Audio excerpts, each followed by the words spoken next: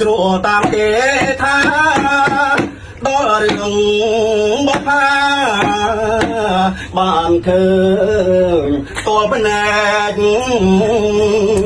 ការេក្នុងចិត្តកើតមានមែងមានក្លិនចំលែងតើកើតមេឃដើមដល់ឯណាពិនមកផាជាឈ្មោះស្រងស្រីធ្វើឲ្យកវីញាប់ញ័រចិនដាកវីអភពជាប់ចិត្តប្រាថ្នាហ៊ានយកសង្ខាផ្ដាច់ឲ្យមរណាបដូរស្នេហ៍នឹងស្រីបងសូមលឹងតួសួរអូនមកផាសូមពើមេត្តាសំដងប្រណី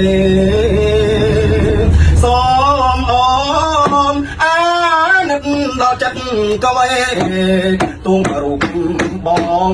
ស្រីក៏នៅតែស្ម័គ្រក្នុងនាមចិត្តប្រងដែលស្មោះដូចបងអោបការទាំងតងលើទ្រុងមរណៈនៅមុខភ្នោបងចា